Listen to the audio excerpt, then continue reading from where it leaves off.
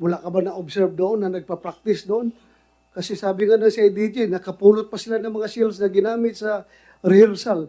Nakatuwaan po na ginagawa ng mga friends at family ni former Governor Henry Teves ay isa bang licensed and registered firing range within the vicinity of their sugar mill? That's illegal. Yes, Comparing sir. this ang ginagawa nyo doon, ha? I have observed that even in the headquarters of PNP and military, some firing ranges of the same sort exist. But I submit to your wisdom, Your Honor. I submit your wisdom. Janice Digamo, you have the floor, ma'am. You want to say something? Go ahead. Good morning. Good afternoon na po pala sa ating lahat. Kay Secretary Remulla and Secretary Abalos and the rest of the agencies of the national government. Saludo po ako sa ginagawa ninyong pagtulong na mabigyan ng hustisya ang akin pong asawa. Hayaan niyo lang po ako na i-explore pa ang ibang avenue.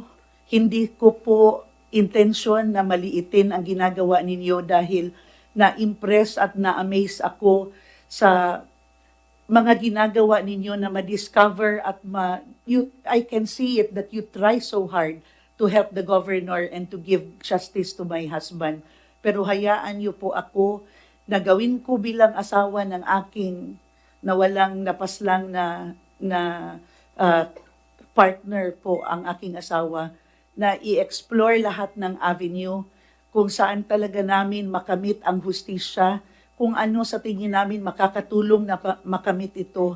Dahil po, hindi po kami makakapag-move on at hindi po kami, I do not want to, one day soon, when we meet in heaven, ayoko naman pong sabihin sa kanya na, Ruel, kinulang yung effort. Gusto ko po pag nagharap kami, may hustisya o wala, ako bilang may bahay ng governor, alam niya na kinapalan ko talaga yung mukha ko, hindi ako sanay magpunta ng Senado, gusto lang namin, simpleng ano lang, yung usual. Pero ngayon po, gagawin ko po talaga lahat para pag nagharap kami ni Ruel, sasabihin ko po talaga sa kanya, Ruel, ginawa ko po talaga lahat ng kaya kong gawin sa ngalan ng hustisya para sa iyo. At kasama po dito ang aking hope and desire na sana po with justice comes peace. Kailangan po talaga namin ang kapayapaan sa Negros Oriental. Araw-araw po ng buhay namin, doon po kami uuwi. That is the only place we will ever call home. Allow us po, sana wag niyo pong mamasamain ang pagpunta namin sa Senado. Naghahanap talaga kami at i-explore namin lahat ng avenue na ma-return ang peace sa probinsyang aming uuwian po. Thank you po sa lahat ng effort sa buong national government of President Bongbong Marcos sa assistance po na ini-extend niyo sa amin. Maraming salamat po. Thank you po. Thank you, Mayor Janice Digamo. Before you leave, sirs, pwede natin pakinggan yung sa kabila naman, si former Governor Negros Oriental, Henry Teves. Baka meron din siyang apela sa inyo. Sige lang, relax ka lang. Inom ka lang muna tubig. Gob. Ex-Gob. Yes, Inom ka muna tubig. Yeah, you have the good floor, sir. morning, You have the floor. everybody, this honorable body. Good Yeah. morning and to everyone. I'm just doing my duty as a Filipino citizen that once called here and invited, I should be present and answer questions truthfully. And of course, again, I'm now in front of my fellow Negrenses, Mayor Janice, the mayors here, and everybody. Once again, I would like to give my sincere condolences. There's one more victim that was a friend of mine. I just knew about a week ago. Her name was Capitana Florenda Quiniquito because her husband was my friend, si Lalay. I know he was also one of the victims. So medyo sa lahat ng biktima, may dalawa akong kilala talaga. Opo. Once again, I'm here to answer the questions because that is what a law-abiding Filipino citizen should do. Good morning, Mr. Chair. Thank you, Honorable Henry Teves. On the part doon sa tanong ni Senator Ejercito, That's true. Yung mga main player, nag-practice po yan sa sugar mill days before. That's the reason why the CIDG implemented a search warrant. And we were able to recover the clothings and the empty capsules used during the practice for the testing of their firearms to be used. For other details, sir, I cannot elaborate, sir, sir. Nakafile na, it might affect our filed cases, sir. Yun lang po, sir. Okay, thank you. So, the owner of the sugar mill is former Governor Henry Teves. Anong masasabi mo tungkol dito?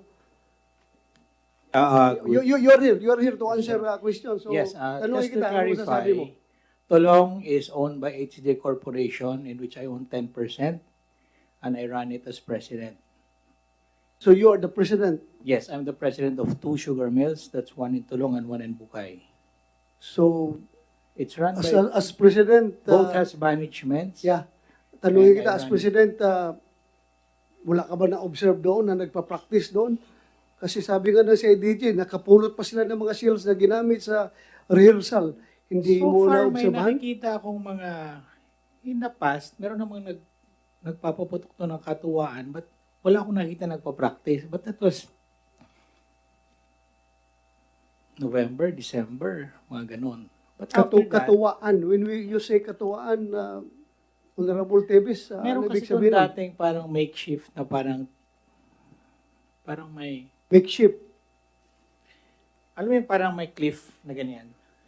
Tapos, Na, yung dati pa kasi, way back, since I was young, yun yung parang target area ng mga kung sino-sino. So meron yan siyang parang, ano yung malaking cliff na ganyan, na lalagyan nila ng target. Backstop, that's what I say. But after that, wala akong nakikitang movement na may mga taong marami na pupunta doon na strangers. And also for the record, yung area kasi na sinasabing, yung area na may parang backstop, from my office to that's 1.3 kilometers. Ganun kalaki ang Tulong. And it's not gated. yeah, but 1.3 kilometers, pag may putukan doon, marinig mo, may mag-practice, di ba? Definitely, maririnig ko. Lalo-lalo, napatag yan, di ba? Yes, sir. Sugar cane plantation. Definitely So, maririnig mo. ko. So, wala kang narinig na Wala putukan akong doon? narinig sa time na 3 days na nandun ako. Okay. You recognize Mayor Digamo. Mr. Chair, I would like to know if yung pagbabarilan na katuwaan po na ginagawa ng mga friends at family ni former Governor Henry Teves ay isa bang licensed and registered firing range within the vicinity of their sugar mill? Yan, we were also interested to know about it, no? Yung sinabi mo na may nagkatuwaan lang doon sa sugar central. Sinong nagkatuwaan doon? Sinong pumuputok doon? Ako mismo, sir. Ikaw? Ako, some of my friends, we put a backstop and we put some steel plates. Oh, total, it's private property. On occasion, So yung firearms na yun, they're all registered firearms? yes, of course, I'm a sport shooter, sir. But Okay. it's not a daily katuwaan. Maybe it's a monthly katuwaan if you would ask it, or once every 2 month katuwaan. It's just, but it's not really a range na commercial range na maraming tao pupunta doon. It's just a backstop with a set of plates, technically. Yes. Okay. Mr. Chair, Yes, ma'am, Mayor Digamo. I would like to know if meron bang na-violate na batas ang ginagawang firing range ang isang area na sinasabing may mga residents around 200 families at grazing area pa ng mga animal at cattle owned by whoever is living in the area. May na-violate po ba na batas ang pag-turn the mill into a firing range para sa katuwaan, lalong-lalo na po na may nangyaring admittance ng mga namaril kay Governor na doon sa isang sugar mill sila nag-practice ng barilan. I would like to know because we would like to have that on record and we can add that to the cases we will file against former Governor Henry Teves. Okay, PNP, DRDO ng Region 7. Meron bang registered na firing range o shooting range yung doon sa loob ng sugar mill ng mga TVs? Is this a registered firing range? To tell you frankly, sir, I'll just check it to our RCS whether there is a registered firing range in that area. As of now, sir, I don't have the record. Maybe the FEU has the record. FEO, yeah. Is there any registered firing range in that area? Mr. Chairman, based on our record, sir, wala pong nakaregister, sir, na firing range doon sa sugar mill. Thank you, sir. Okay, so walang registered na firing range doon sa area na yon. Opo, sir. So, we want to inform you, former Governor Teves, that paggamit doon as firing range is illegal. Dahil hindi dapat kayo nagpapaputok doon, dahil hindi yun registered na firing range. But alam mo, sa probinsya, anywhere you can use as firing range, lalo-lalo na kung ikaw may-ari ng lupa. That's being practiced. Alam mo yan. But strictly speaking, legally speaking, pag gamitin mo ang firing range yung isang lugar, you have to apply for a permit with the Firearms and Explosives Office of the PNP. Pero ako mismo, may maliit akong lupa doon sa likod ng bahay ko. Nagpapaputok ako doon ng safe naman. Safe naman. Ginawa kong maliit na firing range sa kunti lang. Pag kailangan ko mag-practice. But that's illegal. Kung Yes, firing sir. range ang ginagawa nyo doon, ha? I have observed that even in the headquarters of PNP and military, some firing ranges of the same sort exist. But I submit to your wisdom, Your Honor. I submit your wisdom. Yeah, even I can say that yung ibang firing range sa loob ng kampo ng PNP are not registered with the FPO. Am I correct, Colonel Lucas? Sir, that was before, pero ngayon, sir, pinaregister na namin Registered lahat, na sir. lahat. Yung mga expired na, sir, nirenew na po namin lahat, sir. Pinarenew namin. Of course, with all the parameters na nasa batas po natin, sir. Kinumply naman po lahat nila, sir. Thank you, sir. Thank you. Thank you for that. Ma'am, May yes, I add Mayor Digamo. one more thing Right. po? Po. Yung sinabi niyo po na nagpa-practice ang military at ang police, syempre po, military and police, trabaho po nila yung mag-practice talaga dapat para hindi sila maungusan ng teroristang grupo. But I would like to point out po, You did not tell that to me because I was the chief PNP. Alam ko yung trabaho nila yan. Yeah, You yes have to be prepared to fight all the time. Yun po, Mayor. Thank yes you po. But I would like to remind the former governor that he is not a military officer nor a member of the PNP. So parang hindi po excuse yun na gagamitin natin ang ating private property para magpaputok doon. Lalong-lalo na, I will reiterate, sinabi niya po, merong maraming bahay, around 200 houses around the vicinity, merong grazing area, meaning may cattle po doon. At if there's one more point, I would like to ask Mr. Chair, ipagpatuloy ko po, pero mag-shift po ako ng tao na tatanungin po. I would like to address, You cannot, sorry. You cannot direct your question to a particular Ay, resource okay person. po. Sorry Idaan po. mo ito lahat sa akin kung meron kang gustong ipaparating. Sorry Please. po. Yeah.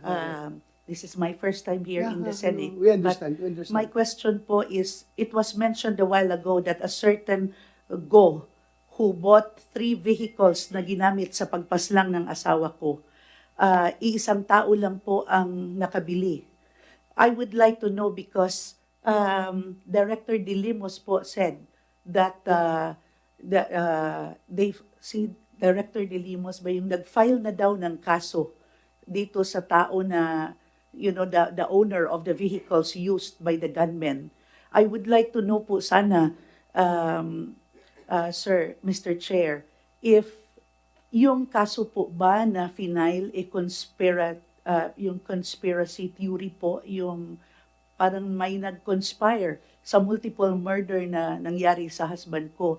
Kasi po, pag hindi po siya nag-conspire, pag ang kaso po ay hindi conspiracy, mas mababa po ang penalty po doon.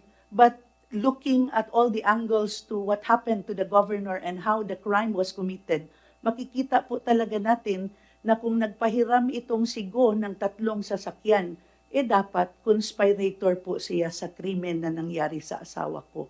I would like to know po the answer. I'm sure that particular point is being taken care of by the investigating agency. But for that matter, for reasons of nagtatanong ka to satisfy that question,